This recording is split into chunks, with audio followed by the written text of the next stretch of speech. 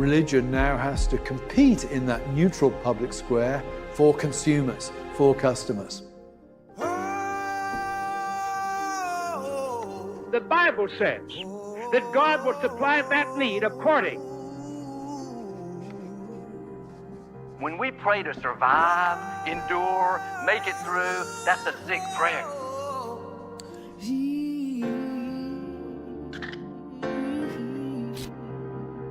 Tithing is a test. He gave his son, and you want to argue about 10%. We do not want this church or any other church destroyed by the government. We're not going to answer the question. You answer our question. When I give to God, I am simply taking my hands off that which already belongs to Him. You are what I call a kiddie pool Christian.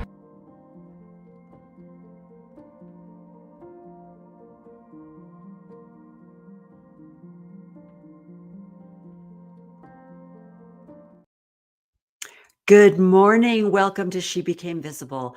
I know that the timing is a little bit off, but I wanted to get on and let you know that the podcast, the presentation that I had scheduled for today, we're going to have to postpone it. We're going to do it tomorrow with Nathan. Nathan and I are going to meet. We're going to talk about his Salt Lake City premiere of The Religion Business. Unfortunately, he had some things that came up, and so he wasn't able to do it today, but we are going to do it tomorrow. But I wanted to give you a preview of coming attractions.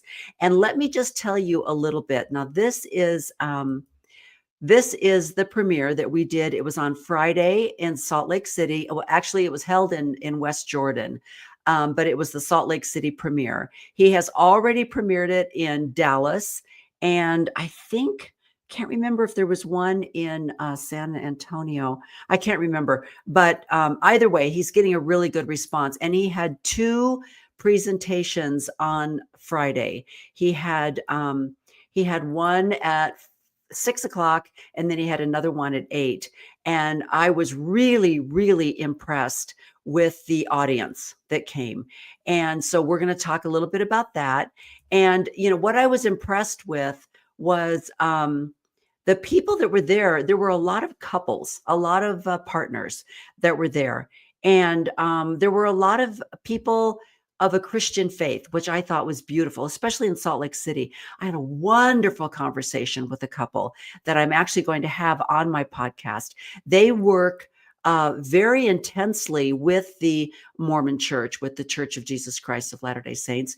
And they're working with them, as I believe Nathan is actually, they're working with the Mormon Church to try to get them to understand how their narrative is conflicting with the message that they're trying to send.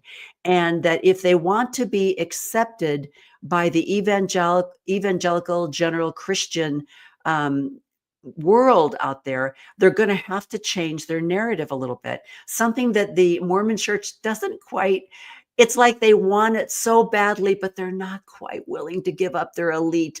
We're the only true church narrative that they tell all the time. So a fabulous couple, and really, really, they are literally directly working with the Mormon Church and the people in authority. So that's going to be fabulous. I can't wait to meet with them. But those are the kind of people that were at the premiere on Friday. Excellent, excellent. And Nathan and Chris, of course, were both there, and they both explain the whole process that came about with developing this documentary, this docuseries.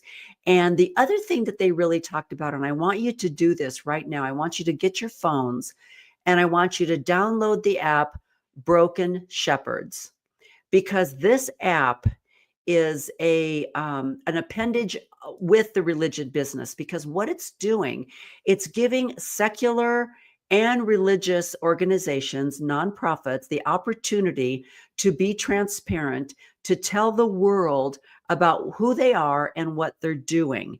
And what Nathan and Chris have done is they've developed this app that will allow these people to completely be transparent. This is who we are. This is what our message is. This is what our mission is as a nonprofit. This is how much we receive in donations. This is how much we spend. And they're very transparent. And then you as a consumer can choose how you would like to donate your charitable funds. And so, and I love the fact, because someone in the audience, when the showing of the docuseries, afterwards they opened it up to the audience for questions and answers, and there was a beautiful young lady that said, I have a question. I'm an atheist, but I would like to be a part of this, and how would I contribute? And he said, no, this, wherever you are in your belief system, we want you to just be on board with nonprofits being transparent about their donations. And when people give their hard-earned income to any nonprofit, they want to know where it's going. They want to know, where is my money going? Because you profess it to be serving the poor, serving the needy, but are you really doing that? And that's what the whole Religion Business docuseries is all about. And there was another gentleman in the audience that said, because what they did on Friday was they highlighted one of the series episodes, because it's I think it's 7.5 hours, the docuseries. There's 7 episodes, and they each go for about an hour. So obviously we're not going to sit there for 7 hours in the auditorium. So they chose to show episode 3, which it touched my heart, because as my podcast, my narrative, my mission for She Became Visible is highlighting the strength and the worth of women and women's voices. And in episode 3, what Nathan does is he flies to Uganda, and he talks about the atrocities that are going on there. But there is a woman who has started a service to try and protect the children. And right now, okay, and I'm going to tell you how to get onto this docuseries right now.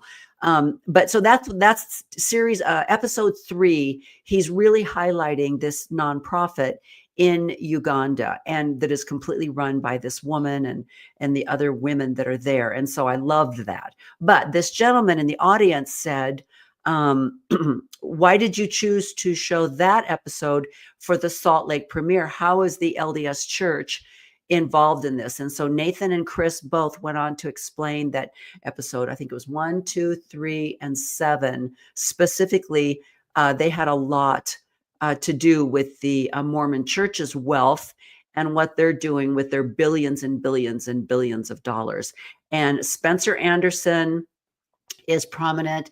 And I know that I thought that Dan McClellan was in the series, but I haven't seen him yet. I've seen all of the series except for I haven't seen the last one. I haven't seen 7. So, but it's so well done. So let me tell you right now, my podcast is going to be with Nathan tomorrow. And so I will repost this on YouTube tomorrow after we get done recording it. But in the meantime, I want you to go to thereligionbusiness.com, because what Nathan is finding, and as my thumbnail broadcast, the social media, they're doing everything they can to block this. And it has been an uphill swim for Nathan to get this out, because he is really, really getting a lot of backlash because of course they don't want this divulged. They don't want, the evangelical mega churches don't want you to divulge how much property they own. The Mormon Church doesn't want you to show the ranches and the farms and the fact that they own more private property in Illinois and Florida and Montana than any other organization. They don't want you to know that. And so they're doing everything they can to try to stifle this. But Nathan I love his faith. He has a strong faith in Jesus Christ, and he sees what he calls breadcrumbs being laid out, that things just keep happening where he's able to get out there. So it's really, really interesting. But anyway, so what he has done is he and Chris have released this documentary, this docuseries. You go to thereligionbusiness.com. And I think it's like $16.95 or something like that. You can purchase the entire docuseries and watch it. Now, I think he said in August, it's going to be released on Amazon Plus, Apple TV, some other, streaming services. And he's also offering scholarships for those people who can't afford to purchase it on the Religion Business. He has a program where you can get it for free. So he's really making it accessible. But I would encourage you to go to thereligionbusiness.com, download the series, and just watch a couple if that's all you have time for. And then tomorrow, watch my interview with Nathan, and then you will see, and he will explain some of the things that he covers, the people that he interviews. And he's got a wonderful interview with an IRS specialist talking about the difference between a religious nonprofit, a secular nonprofit, and the forms that they have to file and how transparent they actually need to be, which is pretty much zero. And so he's really, really, it's just done. So it's one of the most professional, well done documentaries, docuseries that I've ever watched. It's just excellent. Nathan is extremely creative. And so it's really, really beautiful. So between now and tomorrow, I want you to download it and watch as many of the series as you can. So thank you for joining me. I just wanted to get on and tell you a little preview of coming attractions. The clip that I showed you is a part of one of the episodes. And so it's just amazing that and here's the other thing that I love. Most of the people that he interviews are people that have not lost their faith. They have been able to watch this with they're not suffering cognitive dissonance. All right. They watch it with critical thinking skills, and they're going, you know what? This has nothing to do with my belief in Jesus Christ. This is a man-made organization that is going against the principles that I believe are a part of my religion. And they're going about with, they're actually stealing money from people that are giving their hard-earned income, and they're not using it properly in their opinion. And I would have to say that, these billion-dollar mansions and ranches and helicopters and planes and everything else that they're using it for, land grabs, is not exactly what Jesus was talking about. Okay. He also explains tithing, which I think is fabulous. So anyway, so stay tuned. Catch me tomorrow on She Became Visible, and we will be interviewing Nathan, and we will continue. So thanks for joining me today. Sorry for the fact that we had to postpone, but I understand that Nathan is extremely busy. And the fact that he's even taking time out of his day to do this. Our first podcast that we did was in February. I encourage you to go to She Became Visible 513. Look, The Religion Business, and watch the interview that I did with Nathan back in February when they were planning on releasing it in April. But they ran into some, walls. And so they had to postpone it until July. But so watch that. That's another preview of coming attractions. And and I was actually one of the first people to introduce Nathan to the LDS world. Most of the other podcasters had never heard of him because they have a habit of not going outside of Mormonism, where I was really watching a lot. Having left the church and having lost my faith in Christianity, I have explored other beliefs that are kind of part of my deconstruction. And I found Julie Royce, who is absolutely amazing.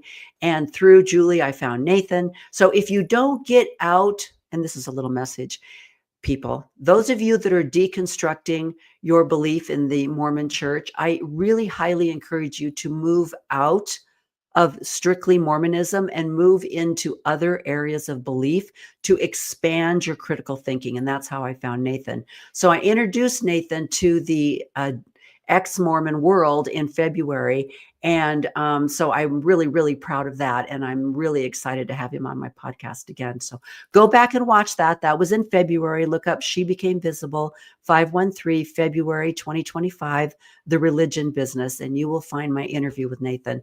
And then I will see you again tomorrow with Nathan Apfel, where he will share more of his amazing collection of knowledge and transparency. So thanks for joining me. I'll see you tomorrow. Bye-bye.